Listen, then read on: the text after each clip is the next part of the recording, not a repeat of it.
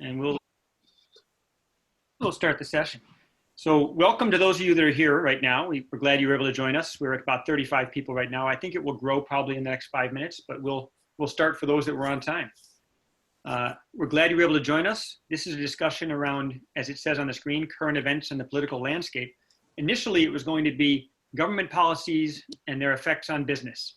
And we're still going to talk in that realm a bit, but obviously with what's happening in the world, we thought the current event side of it might take precedence. And so we will transition to that as we go. Joining me today, by the way, I'm Jeff Davis. I'm the interim director of the Executive MBA and Executive Education programs. I'm in my 9th year in Saunders College of Business, working with the Executive MBA. I'm a graduate of the program. And joining me today are 3 really intelligent people, which is good because I need the help. And first, I'm going to introduce John Streebik. John has been teaching at Saunders College of Business for 27 years. He's got 8 years working with the EMBA program, teaching mostly finance and economics. He's also the principal at JMS Consulting and works with a lot of different companies in different capacities. John's expertise is really going to be in the economics, finance, and manufacturing side of this discussion. Greg Van Laken is joining us. Greg is also an EMBA alum and teaches in the EMBA program. He teaches international finance. Greg is the managing director for investments at RIT. He was previously at Swiss Bank in Zurich, where he was a VP and global head of emerging markets, among other roles. And he's really going to be on the international trade, international currency side of this discussion. And of course, Amit Badabayal. And Amit is, you may already know him because he's already published quite a bit and cited by popular press. He's the Arthur Gosnell Professor of Economics here at RIT. So thank you all 3 of you for joining us today. And we're going to launch in. If anybody that's listening has a question, we're going to have some time at the end for Q&A, but you can also put something in chat if you'd like, and we'll try to see if we can get to it as we go. So let's jump right in. Greg, I'm going to start. We talked about the, actually, I'll go to John first. And John and Amit, your take on this. Governmental policy and effects on business. One of the platforms of the current administration when they ran was that they were going to bring manufacturing back to the US. And this was going to make a big difference. It even helped them to convert some states that had voted the other way in the past to their side, it appeared. It's without a doubt true that over the last 3 years, manufacturing has been growing in the United States, which had been in decline for a number of years. So there've been some uptick there. I'm asking what your take on the economic impact is of this, but also the other side is that we've been told for years that it was a good thing that these jobs that were manufacturing were going away because they brought higher level jobs, higher technical jobs to the US. So let's hear your take on both sides of that a little bit. And I'm open to either Amit or John starting. Well, I'll tell you what I've seen with especially the small and medium-sized manufacturers in our area. They've been growing until, the coronavirus crisis. And, the United States, we've had a huge advantage over the last couple of years, which is abundant and very low cost natural gas. And also overseas in a lot of those markets that these companies were in, now labor costs, government regulation, environmental costs have been going up. So I agree that manufacturing has been coming back. That doesn't mean that it's brought with it manufacturing jobs necessarily. A lot of these companies are really highly automated. Real high-end manufacturing, and the people that they've been bringing on are programmers, engineers, software development people, which are generally in short supply anyways. So let me add my 2 cents on the question that you asked, Jeff. So economic theory tells us that in general, goods ought to be produced where they're cheapest to produce. So that has led significant large numbers of American business and corporations to look at places of production outside the US, precisely because it costs a lot less to produce these goods. And sometimes these goods are intermediate goods, meaning inputs, factors of production, not necessarily final goods, because they were typically cheaper to produce outside the United States. So producing goods outside the United States, because it's cheaper to produce there, is entirely consistent with rational profit maximizing behavior. Now, that said, gradually there is this realization in the United States that not manufacturing specifically, but within manufacturing and outside manufacturing, there are a subset of goods that are so vital to our national interests that even if it's cheaper to produce the underlying good outside the United States, it's probably a foolish idea to rely on foreign governments for the provision of these valuable items. I'll just give you one example. So the market for APIs, that is active pharmaceutical ingredients, which are typically used to make a large class of antibiotics, these are typically produced in a very small number of factories in China, just 4 to 5. And the way in which the Chinese government has handled COVID-19, shutting down large numbers of people in cities, confining them to their homes, shutting down ports, factories, basically as they saw fit to deal with the underlying virus, a lot of people have realized that once these small numbers of 4 or 5 factories are shut, we basically have no active pharmaceutical ingredients with which to produce antibiotics. So even if we pivot to a country like India, which provides 40% of our generic drugs, even India is reliant on the API market on the Chinese. So COVID-19 has brought into sharp focus the notion that even leaving economic principles aside, it is probably not a good idea to be reliant on the production of certain goods, a vital class of goods, on foreign governments. And of course, the best example in this particular case is China. So this realization in general is bringing some manufacturing activities back into the United States, including manufacturing of vital drugs such as medicines. But I would agree that this does not necessarily imply that manufacturing in the United States is anywhere near what it was, say, 20 or even 30 years ago. Some jobs are coming back and some manufacturing activities are coming back, but therefore reasons that are both economic and non-economic, by which I mean political, national security related, which is leading to this, inshoring back into the United States, if you will. I think Amit brings up a good point, and what's going to happen, it's already happening, is a huge diversification of company supply chains. One of the rules of supply chain management is don't rely on sole source suppliers. And I think that, again, we've seen with his example of pharmaceuticals, we see with the technology area, we're seeing with medical equipment and things like that. I think you're going to see companies really spreading out their supply chains, which could include adding suppliers in the United States, which could then itself increase manufacturing. John, I've actually seen that. So I've spoken to a few companies in the last few weeks that have actually said they were single sourcing in China. They now are no longer doing that. They were forced into finding some local North American suppliers, and they were surprised to find that the cost was not much different than what they were paying when they took transportation into account. And they were actually quite pleased with the end outcome. It took a little bit of pain to get through, but there was some pleasing benefit to that. Do you think that's going to have a long-term effect? I think one of the things that we have to do is we have to rebuild capacity in manufacturing in the United States. Because a lot of the manufacturing went overseas, we lost some of the talent, we lost some of the facilities and things like that.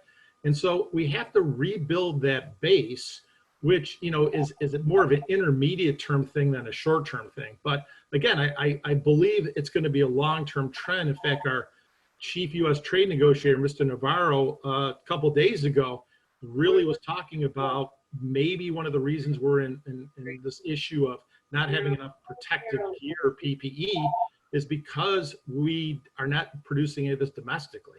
And so again, from the political standpoint, I think that that's going to probably push, this change in the supply chain, which is going to increase manufacturing in the U.S. But again, I don't know if that really creates, lots of jobs. It'll create revenue.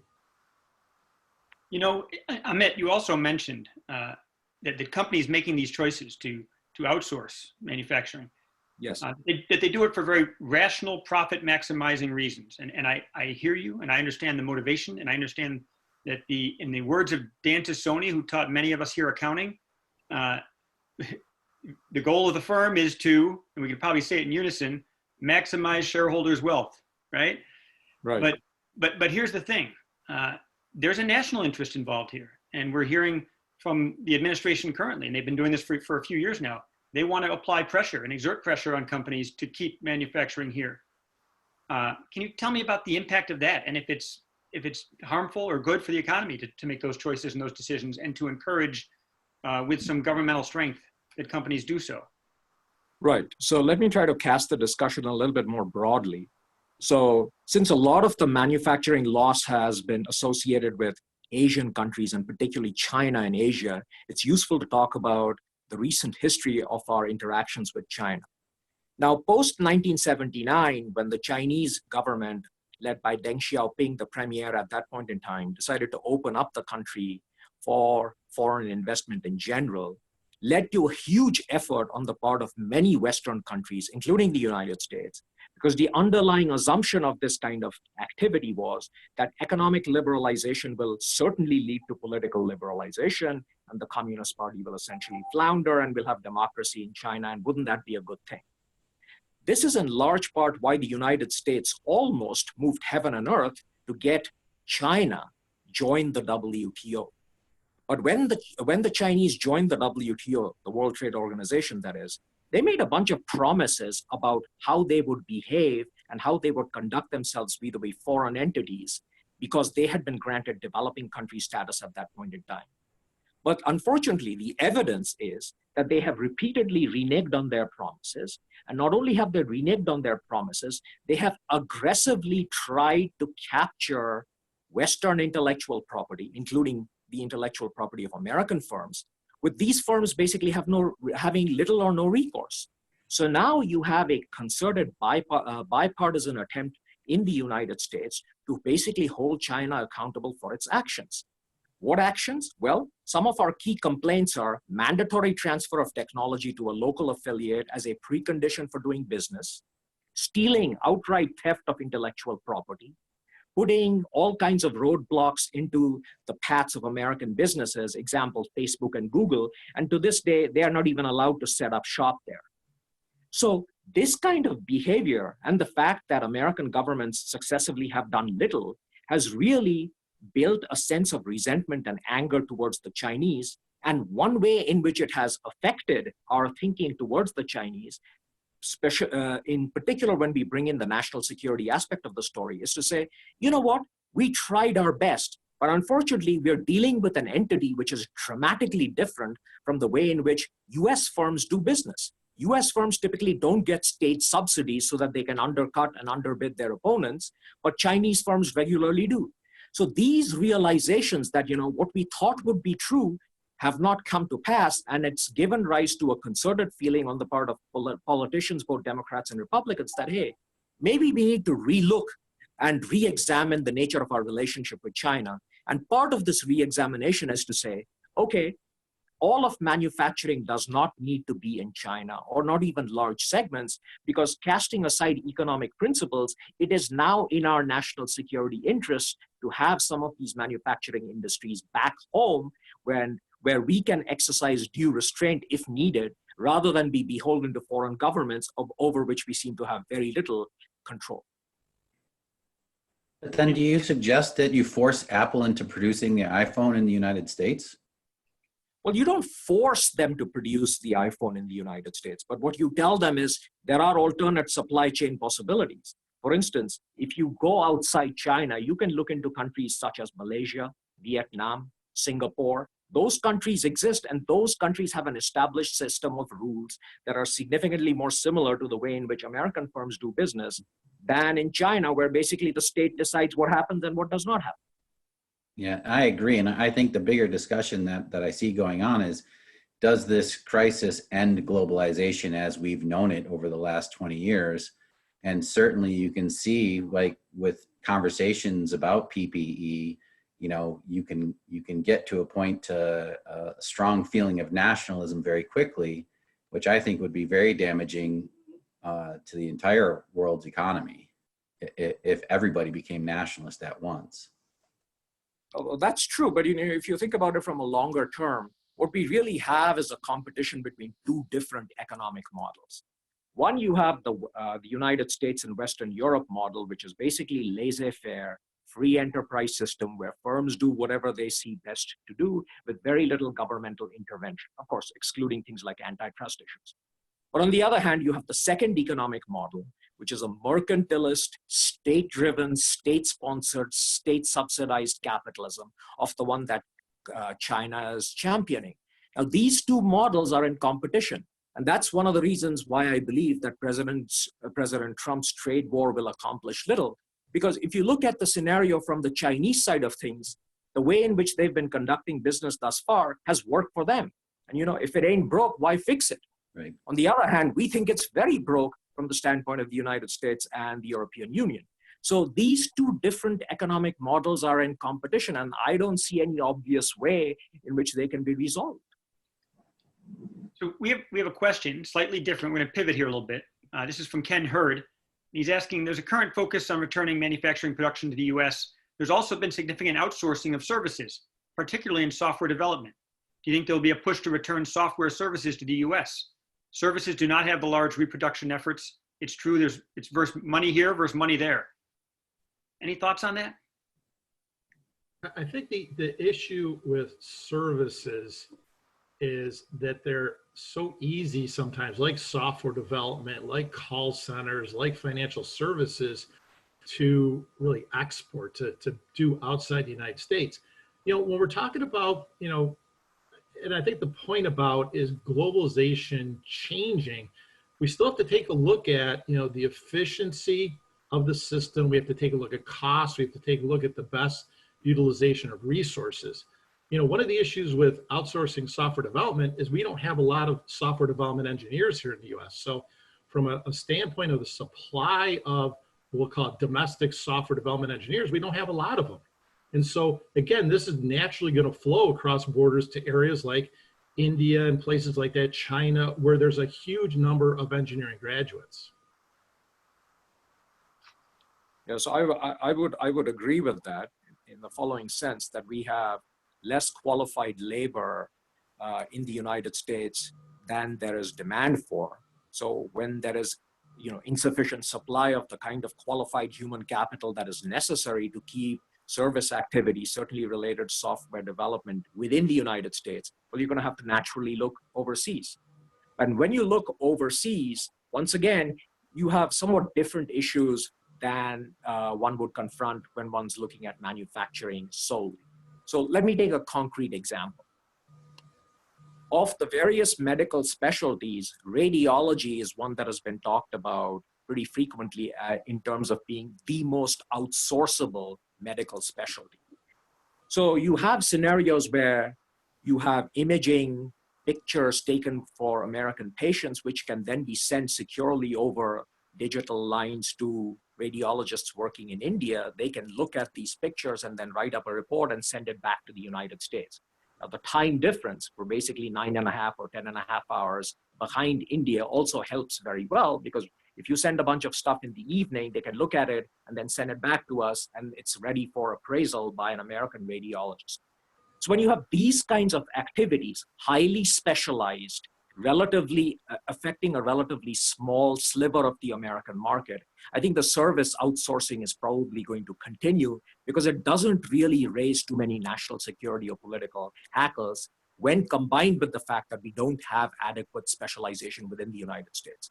But if you're talking about activities such as call centers, there's already some pushback against that. Because, I hear complaints often that when you call, whether it's your Discover credit card or Master credit card, and the call center's been outsourced to somewhere in the Philippines or in India, you can't understand the accent of the person. The person can't obviously give you a clear answer to a simple question, and there's been some pushback. So now, Discover, as one credit card provider, actively markets the fact that all its call centers and customer care services are US based. Now, why are they emphasizing that? Precisely because of some of the blowback that we've seen. So this is an example of a service which is probably more likely to be shipped inwards than, say, something like radiology. But again, I would say that the case is quite different compared to manufacturing per se. You mentioned national security during that, Amit, and I'm going to go to Greg with this one, actually. One thing that the administration previously thought was going to have an effect on national security was exercising their potential to reach energy independence. And the goal of that was achieved. The US reached energy independence as far as oil was concerned. Huge shale oil boom. A lot of things took off. The price of oil has been a huge news story recently, and that's going to have a big effect on the shale industry. So this goal of the US to reach energy independence and it's a bit of a battle with OPEC and OPEC's internal struggles themselves. Greg, tell us where you think this is heading and what the overall impact is going to be to business in the U.S. I would say from my own perspective, I think the traditional oil and gas industry is actually in trouble. I think we are in terms of reaching alternative energies, renewable energies, managing the grid, all of those types of things. I think we are nearing a tipping point where I think the huge traditional oil and gas companies, you know, if they're not, most of them are already diversifying, but I think you are starting to see the beginning of the end. And I think, you know, maybe we can talk about that as well, like what other industries are going to go away after everybody figured out that we can live without certain things at this time. But yeah, I think, you know, over the long term, what are we doing with OPEC in Russia, right? They're trying to squeeze us out. They know that it's way more expensive for us to frack for oil and gas than it is for them to just stick a pipe 100 foot down in the ground and have it come running out. It's certainly causing problems. But again, I think the bigger picture is that it's just going to exacerbate the switch to renewables. I think it's really interesting that about 9 months ago, President Trump was complaining about high oil prices. And within the last 3 weeks, he's been trying to negotiate higher oil prices. Yeah, he's leading negotiations for and OPEC. it's because, you know, what COVID-19 is doing to industries is accelerating, you know, trends that have already started. You know, Greg was mentioning, you know, alternatives, you know, we're more efficient using even fossil fuels. But what COVID-19 has done in a lot of industries is it's just, you know, basically cut any kind of support strings, and everything now is just falling rapidly. And again, in the US, when you take a look at the numbers of people working in the energy industry and the average salaries, I mean, that is a huge component of our economy, really high paying jobs, especially concentrated in some important political areas like the state of Texas. You know, Greg, you mentioned that the transition is coming and that this may put pressure on making that transition happen faster. But before the pandemic, oil use was at an all-time high in the global scale. So there are transitions taking place, but we aren't getting off oil. It doesn't seem anyways. Now, maybe this will be a catalyst. Maybe something will change. But the fact that oil use kept rising year after year as we came up with more and more renewable options is pretty amazing. And this is why there are so many frackers in the US, right? Shale oil, even though it's tougher and more expensive to get, was still a very profitable industry when the price of oil was not at its all-time low where it is now, or pretty much all-time low. Yeah, for sure. And then, you know, bringing it back local, right? They're talking about utilizing old manufacturing capacity, right? If Kodak had continued, it would have been one of the world's largest battery manufacturers. And, you know, we know of a local company that's trying to take advantage of those assets right now, because for sure energy storage is going to be is kind of the biggest issue right now in terms of transitioning from traditional oil and gas to renewables. Okay, I was going to keep us off of the pandemic for half of this discussion, but we're already starting to get to it in each question we talk about. And there's a question posted by Clem, which I'll get to in a minute. But so let's talk about it. Let's get into the pandemic discussion a little bit. And I'll go back to you again, Greg, right off the bat here. As the pandemic takes root across the globe, currency is having some strange reactions. The euro versus the dollar, pretty much unchanged. Little fluctuations, but not much. The British pound, pretty much unchanged versus the US dollar. But all of a sudden you look at something, and by the way, the Canadian dollar, very much the same. But the Brazilian real, the Mexican peso, the South African rand, these are seeing a 25% drop in value versus the US dollar. So yeah, tell us a little bit about what's happening here. Yeah, well, you know, first of all, with currencies, you typically are dealing with longer term trends. And I would say that, you know, part of it is very cyclical, that the dollar has been really strengthening in general for the past 2 years, but when you look at specifically Brazil and Mexico, I think the Brazilian real has weakened by about 25% in 3.5 months. I think the Mexican peso has weakened by almost 30% in the last 3.5 months. And those moves are certainly unprecedented. The one way you can think about it, right, is currencies, especially emerging market currencies, they end up being high beta assets relative to everything else that's going on in the world. So when the world is all happy about taking risk, those currencies generally perform really, really well because they are a risky asset, and people pile their money into the risky assets when everybody's confident.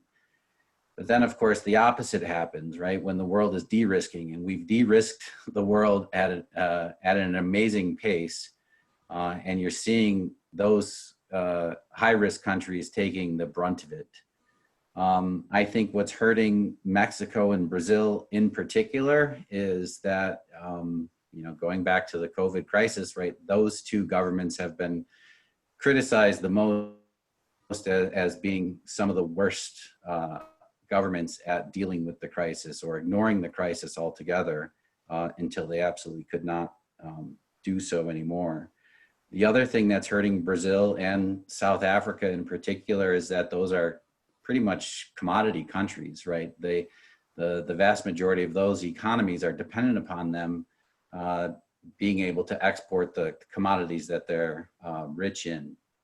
And if manufacturing goes to zero, there's zero use for iron ore, and therefore Brazil is not going to be able to export any iron ore, and that's going to have a huge impact on their domestic economy. So I think, you're just seeing it kind of play out that usually in those types of countries, especially when they're relatively small to the rest of the world, the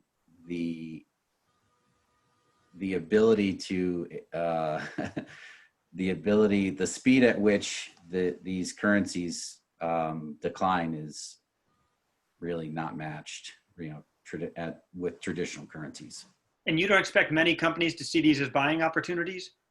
The value of the Western currency? That's the thing. Like, Mexico was actually in a really good position going into this. Brazil was not, right? Brazil has had issues with corruption, with mishandling of their economy and their political system. So this is actually part of a longer term trend with Brazil. So it's not shocking that it's hit them particularly hard. I think where you're going to see a lot of value, though, is in Mexico, because Mexico was trending in the right direction. The exchange rate at one point, 2 years ago it was over 20 pesos per dollar. That was trending higher, meaning that it was only about 1875 at the end of last year, pesos per dollar, and now we're up over 24 pesos per dollar at the moment. So I think yes, if they can straighten themselves out, I think there's probably going to be better value in Mexico relative to other places. By the way, you mentioned the investors pulling money out of these risky emerging markets, and we know that's happening. And usually the people that suffer, unfortunately, are the poor countries, right? That's where the money needs to go, and those are the ones that are taking the hit. Yeah. And that leads to the fact that already 90 countries have reached out to the IMF, needing help, needing assistance. Yeah. And then you see the US, for example, pulling out of the WTO possibly, or backing off, pulling out of the WHO, which I know is not affiliated in this realm, but still it's a sign of some of the policies and plans of the current administration. How does that look for agencies like the IMF, which are necessary in a lot of ways to foster growth? Yeah, and the hope is that, there's going to be a difference between what is said via tweet and what actually happens at the end of the day. So I know for a fact that the finance ministers of the G20 countries have gotten together with the IMF, and they are discussing debt forgiveness programs for a majority of these countries, because I think one thing that we're going to see is that this crisis is going to hit the poorer countries disproportionately harder than they are hitting the developed countries. I mean, obviously it's very bad here, but Some countries, Greg, like South Africa, spend more on their debt repayment than they do on healthcare for their people. Yeah. That puts it in perspective a little bit.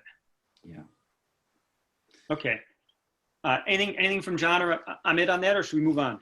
Well, I was going to say that, you know, the issue with a lot of these countries like South Africa is, you know, they don't have the ability to borrow like, you know, the more developed countries, especially the US. And when they're going to go into the market to try to borrow, those interest rates are going to be so high because, again, the riskiness of their bonds is going to be so high.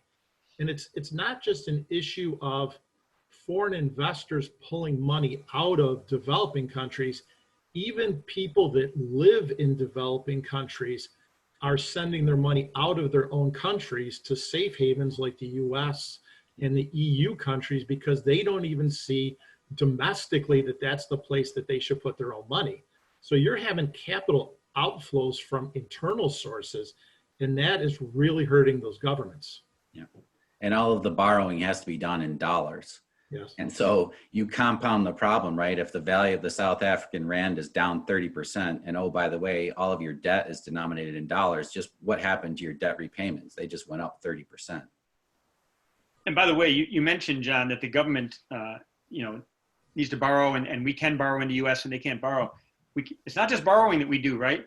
I remember my kids asking me years ago when they were little, why can't we just print more money? Why can't we just print a bunch of money and give it to the people? Won't they be happy? And yet our current government in some ways is doing that to a degree, right? Well, and we have the ability to do that just because we're strong economically and politically, but looking not only far history, but recent history. I mean, Venezuela printing money, high inflation. Go back to Weimar Germany between World War I and World War II. Take a look at some of the South American, Latin American 1970s and 1980s times when they were printing money and inflation took off. Even Israel had a period of time.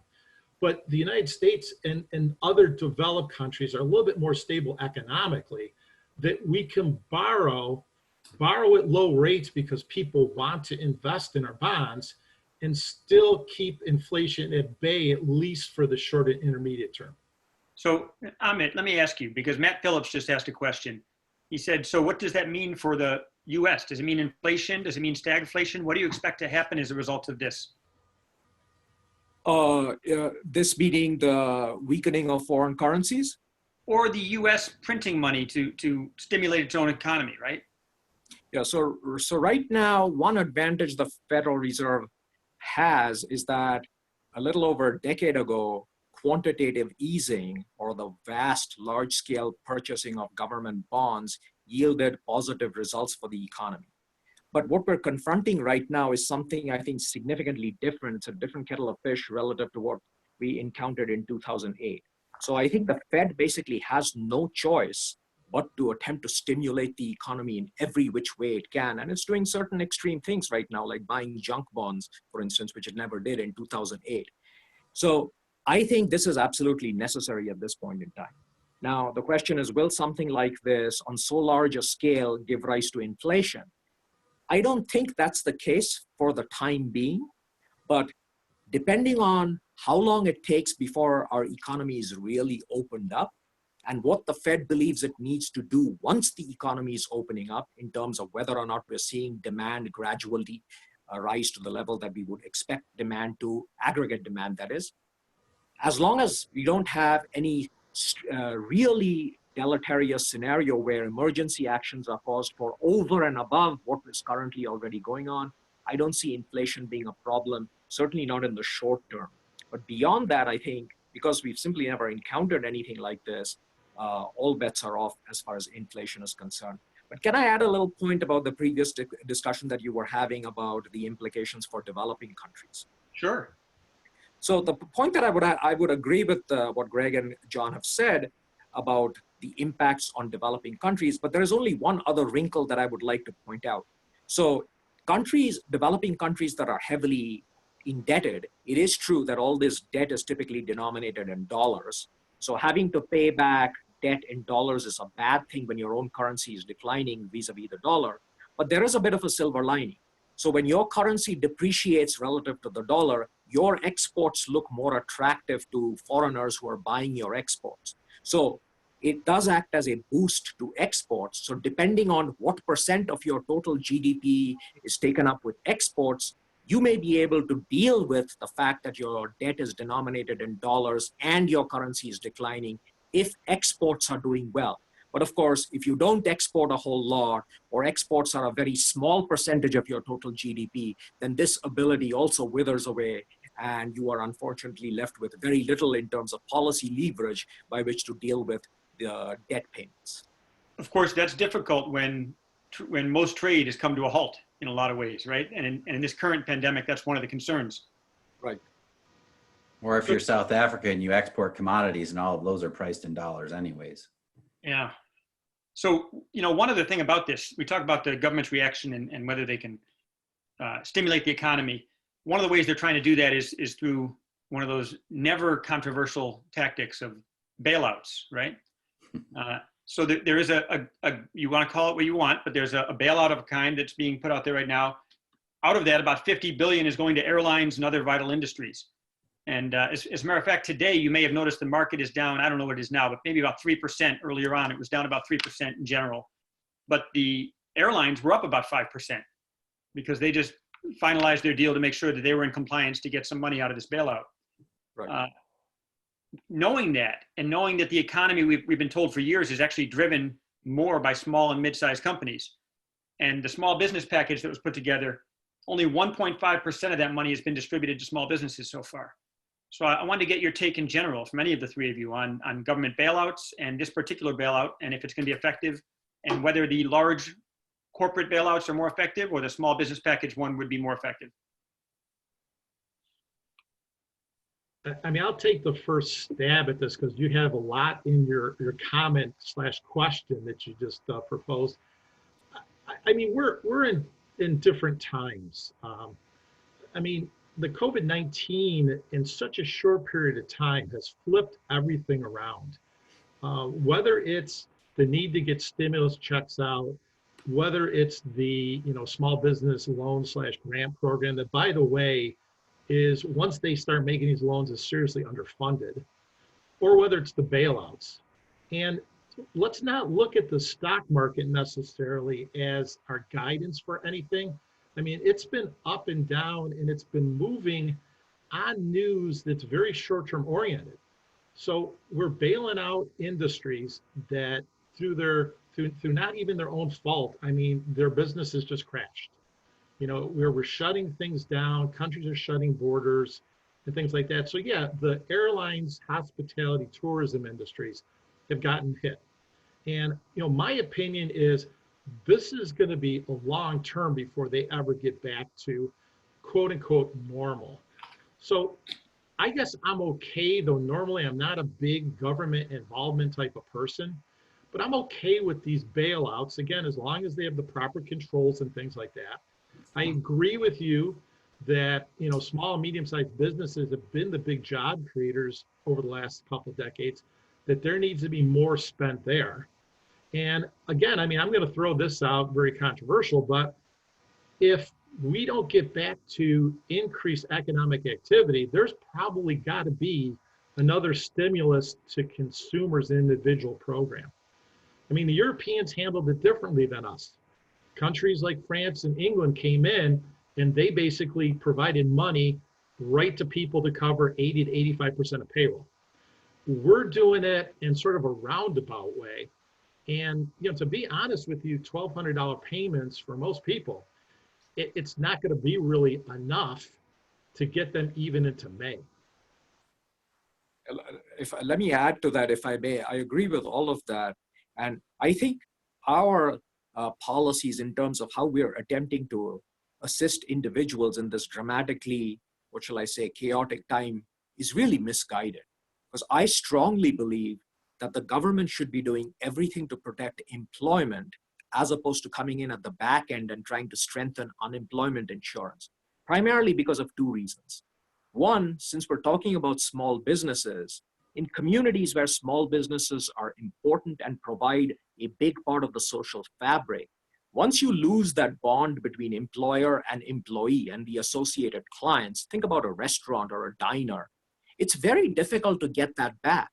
On top of that, once you're laid off, you then have to confront the Herculean task of actually having to apply for unemployment insurance. And we know that all kinds of websites and state agencies are crashing. People are having to be on hold on the phone for hours on end without necessarily getting responses. So that's very, very aggravating in a time when a key part of your identity, which often tends to be linked very closely with what you do as a worker, is already taking a hit. And on top of that, we have a peculiarly American problem. It's bad enough that you're losing your job, but when you lose your job, many people are also losing their health insurance, because health insurance for a large class of Americans is provided by their employers. So to add insult to injury, not only do you have no job, you're terrified that if any hospital bills come up, you won't know how to pay for them because you have no health insurance. That's why I think it's very, very important not only to protect jobs at the beginning by, for instance, offering the kind of assistance that Britain and, say, Denmark have, by offering to protect, say, 75 or 80% of an employee's wages until things turn better, but also to take active steps to make sure that, if you run into some COVID-related illness, the government will cover you. So that reduces a lot of anxiety in a time of great stress, felt, I am sure, very keenly by large segments of the American workforce that are now unemployed through really no fault of their own. Yeah, I mean, Ahmed, I agree with that. And again, I think that our reaction was late to this thing. I mean, already companies had laid off so many people. And remember that the administration's first plan was a payroll tax holiday, which meant that if you were working, you would not have had the FICA and Medicare taken out of your paycheck. The only issue was from that was, how does that help the people who are unemployed? They're on their own payroll tax holiday and a payroll holiday. And so, it took a while for us to react to this, though I have to, throw a positive thing in here.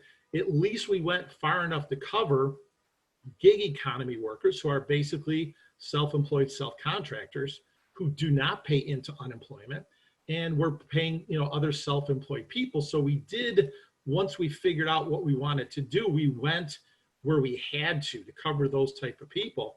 But it took us a while to figure out what did we want to do. These were somewhat systemic challenges, John and Amit. I mean, you mentioned how it came down. We had this unemployment system. First of all, companies were laying off people because they thought it was in the best interest of the employees in many cases, right? They could furlough them and not pay them, or they could actually put them on unemployment and get some money. And that was their thought process. In many cases, that's what they were trying to do, is help their employees. I don't think that took into account the healthcare, which I know is a big problem. And it definitely crushed our system for unemployment. I read an amazing article in the Wall Street Journal about the search now for COBOL experts, right? States out there need people that are experts in COBOL computer language, which nobody's been using for 40 plus years, because that's what all the equipment was using for unemployment. All the states had stuff that required COBOL. So they had all kinds of problems. But systemically, we weren't prepared for this, and nobody was prepared for this. And I think this is where leadership had to step forward and say right from the beginning, don't fire people. We're going to find a way around that. They did come around. They came out with this PPP that was designed to keep people working. It was late, and I don't know what the overall impact is going to be. But it leads into the next question I have, which is, where will we go next? So as we think maybe we're reaching the apex in our state, in New York, and maybe across the country soon, what does it mean to the economy as we start to come out of this? What does that look like? Well, I think, sorry. I guess this is the, I don't know, $20 trillion question, basically, is what is the next step? And I guess I keep hearing from the medical experts that, it needs to be slow. We need the testing, which we don't have, and things like that. Can we open certain parts of the country and economy? So I think it's going to be, we kept hearing early on about the V-shaped recovery. We're going to go down the roller coaster hill and then go right back up the roller coaster hill at the same steepness. And right now, this is looking to be, the V is definitely the down part, but maybe coming back is going to be a lot slower. And again, there's going to be different industries that are going to open up and benefit at different times. Like I mentioned, tourism, hospitality, that whole industry, that's going to come back really slow. And one thing I want to say too is that that's a short, intermediate term thing. A long-term view of this, which a lot of people I don't think are really thinking about, is in the future, the money we're spending now, we're taking away from future spending. And, we're going to need to have probably tax increases in the future to make up for all this spending right now. So what we're doing is we're borrowing from the future for today, which is the right thing. But this is going to have impacts potentially for decades. Yeah, so what I would add from a short-term perspective in terms of where we're headed now is the economy definitely has to be opened up through a series of baby steps initially and then bigger steps. The only question is how soon is it prudent to open up the economy? And I think May 1st is too early. June 1 is a more realistic target from what I'm hearing. But, John's already alluded to the fact that unless we have a vaccine or a drug that effectively treats patients who have COVID-19, opening up too quickly is a recipe for disaster. So in the absence of a vaccine or an antiviral drug, I think we may have a series of what economists call pulse controls. You open up the economy a little bit and see what happens. If you see transmissions increasing, then you got to clamp down again. Then you again wait a little bit of time, and then you open up gradually. So a series of opening up and attenuating steps taken until we have either a drug or a vaccine. But this is also very costly. You open, shut imposes great costs, but I don't see any alternative to this in the absence of either an actual drug or a vaccine. So opening up slowly, beginning, say, June 1, makes sense, but you got to be aware that as long as we don't have a drug or a vaccine, these series of shut, open steps may need to be taken. And this is, I think, what was suggested yesterday in a report by a Harvard professor who said that some kind of social distancing, taking into account these attenuation increase steps, might need to continue until 2022. Now, of course, there are a significant number of unknowns. We don't know how quickly we're going to be able to flatten the curve. We don't know how quickly we will attain this idea known as herd immunity. And we also don't know how quickly there's a vaccine. But barring all of that, and based on what we know right now, some kind of social distancing, unfortunately, may be necessary all the way into 2022. And by the way, the economic relief that a vaccine will bring, we know is 12 months away, probably at the minimum. But the testing is probably what's going to get people back to work. The ability to keep test sites so we know where everybody is and what their status is, especially because of the asymptomatic transmission of this, we know that there has to be really effective testing in place. And we're moving in that direction much quicker than we would be with a vaccine at this point. There have been a few questions. I'm going to transition here a little bit. We talked about the effect here, but what about the effect of the pandemic on the European Union? And the reason I bring this up is because the northern countries in the European Union, the Scandinavian countries, Germany, Netherlands, these countries have financially done very well historically, and they have also been not too big on bailing out those countries that aren't doing well. And this is a problem right now. Countries like Italy, Spain, Greece, France, they need some stimulus. They need something to happen to help them. And there's a brutal crisis in those countries right now, but also a longer term debt crisis coming for those countries. And the European Union was under great pressure already. Brexit certainly had an impact. There have been other concerns. So the European Union is getting pressure from many of its bigger members. So Greg, what do you think is happening right now in the European Union, and where is it heading? Yeah, that's great. I have a hard time answering the question because I've been a Eurosceptic for a really long time, going back to the late 90s. And so I'm shocked that it's still in existence, or I never believed that it was going to happen to begin with. Spoken like a true Swiss guy. Yeah, but they seem to make it work. Like no matter what, they seem to make it work. And I think at the end of the day, I think the big economies, especially Germany, I think they realize that they are they are dependent upon, the countries like Italy and Spain for a lot of their exports. So I think it behooves the Germans to do what they can to keep it together, because I think they ultimately end up being the biggest beneficiaries. So I think they are working it out. I think you are seeing, I don't want to call it capitulation on the Germans, but they are definitely increasing their fiscal spending. I think in aggregate, you're seeing programs that are, roughly 3 to 4% of GDP, meaning that they're increasing their deficit spending 3 to 4% of GDP, which is quite modest compared to what we're doing in the United States, where we're at like 10% of GDP in terms of our deficit spending. But I think you're seeing progress, and I think that at the end of the day, they all know that they're in it together, and they're going to work together to get it straightened out.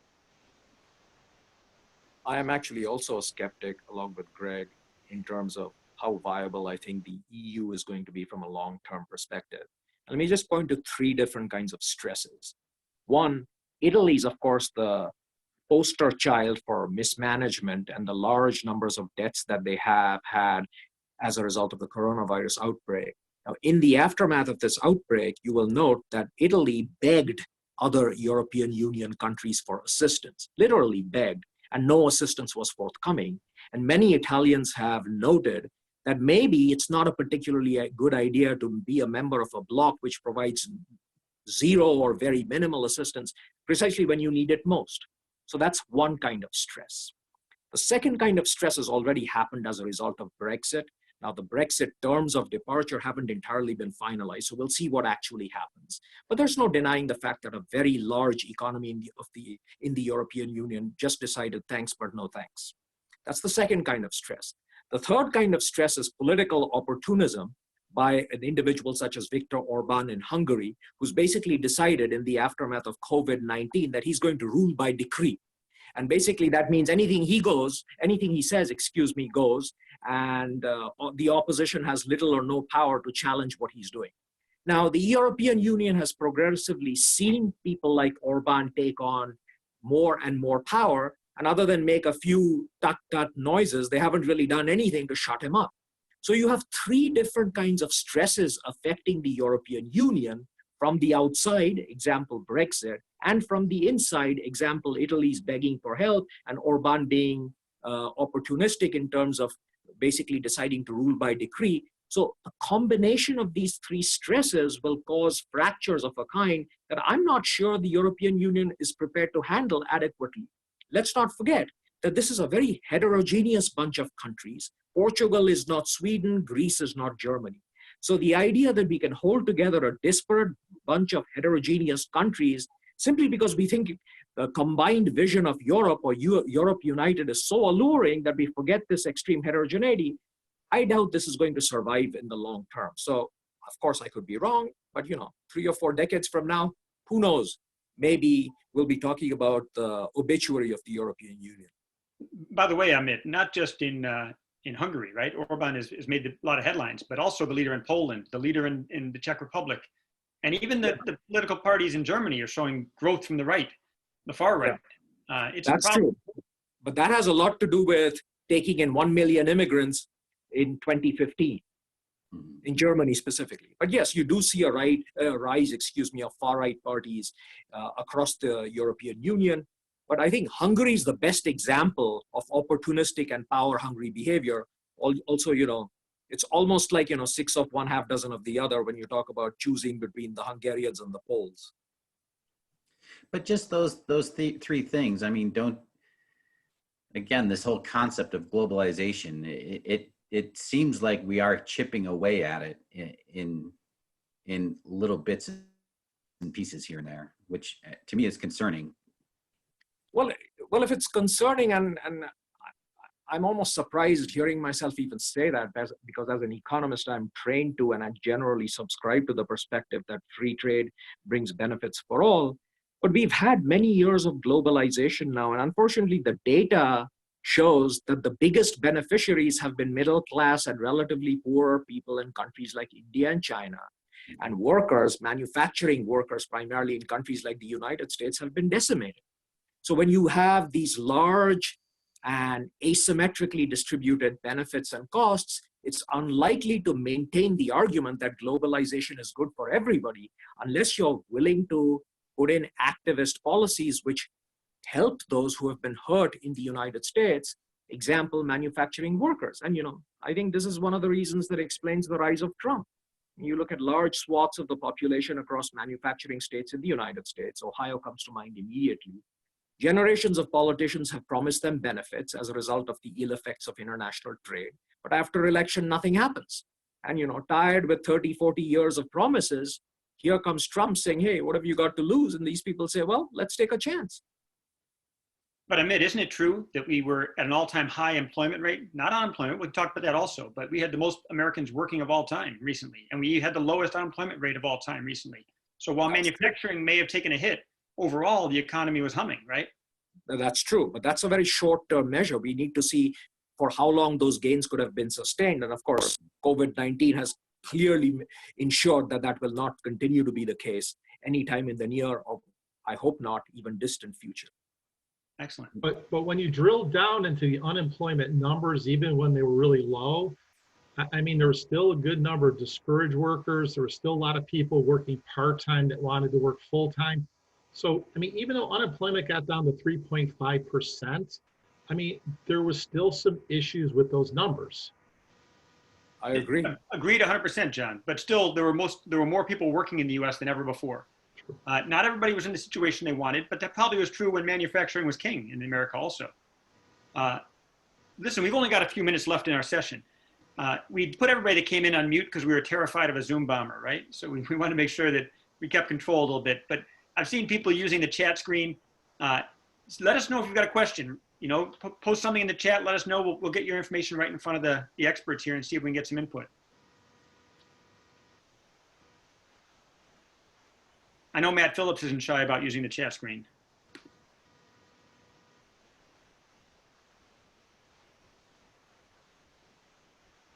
So here's one from Caitlin Augustine. Speaking of unemployment, why is it that no one reports on the actual number anymore?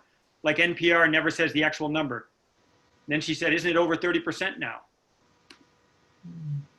I mean, it's hard to tell what it is right now because of these massive amounts of unemployment claims being filed every week. I think we'll get a really good idea with the April numbers, which will be released the first Friday of May. I think that'll give us a pretty decent look at where we're at.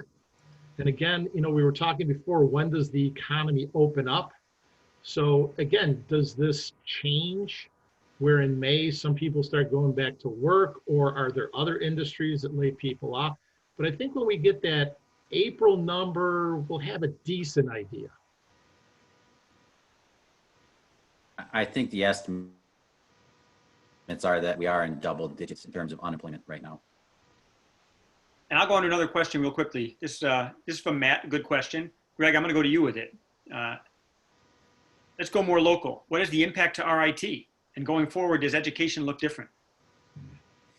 Yeah, it's a great question. And yeah, I've definitely taken some polls of my current students on how they feel about shifting to 100% online. And I would say that graduate students seem to take to it a little bit more easily. I know the undergraduate students, a few of them are struggling with it.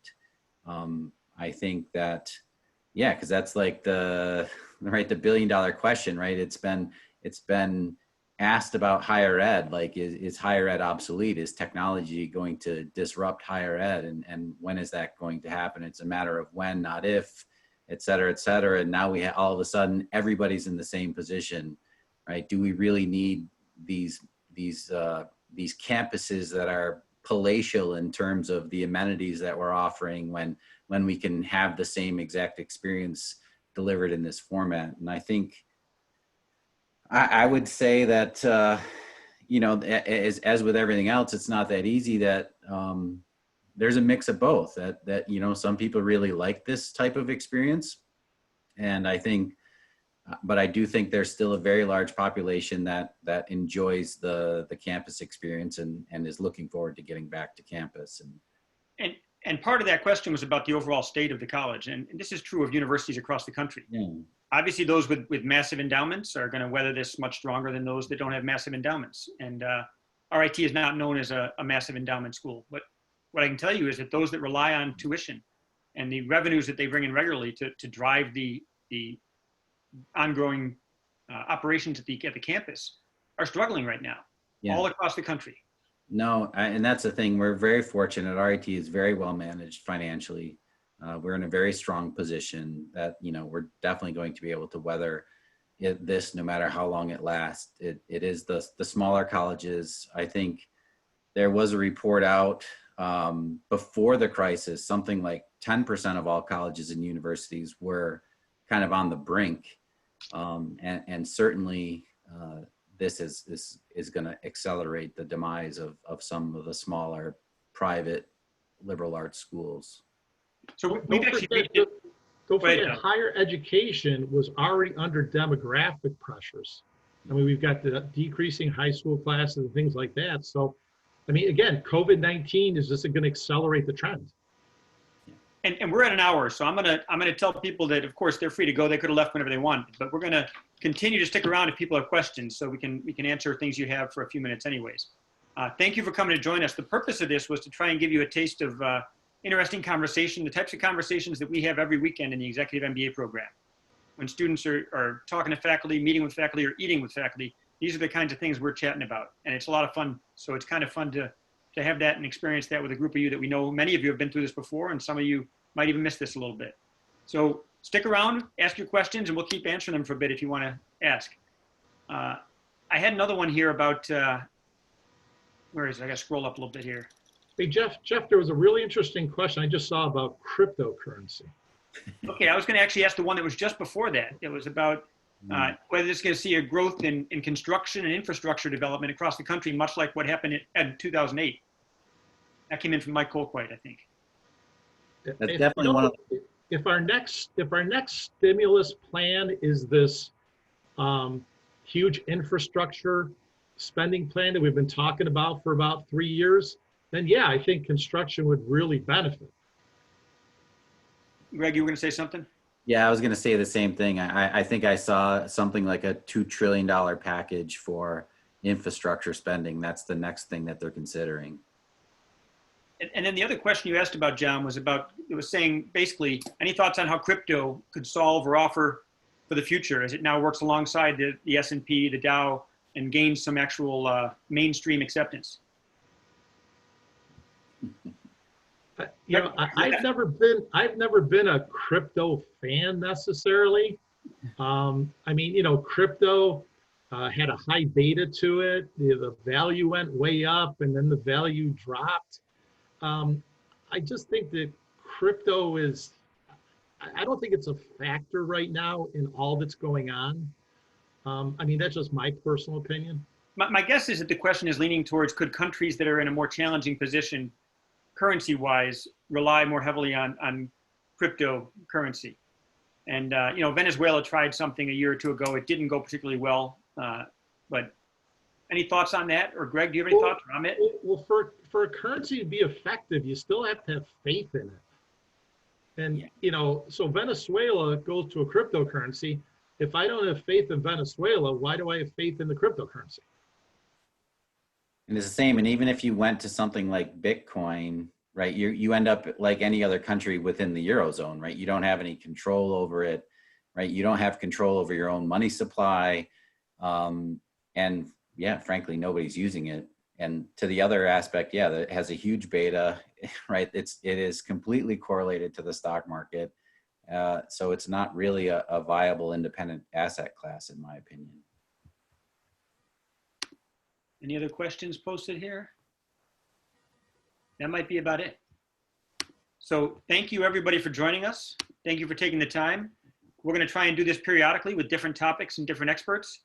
I want to thank John Streebik, Amit Badabayal, and Greg Van Laken for joining us. Very enjoyable conversation. Well, thank you very much for having me. Yeah, thank you.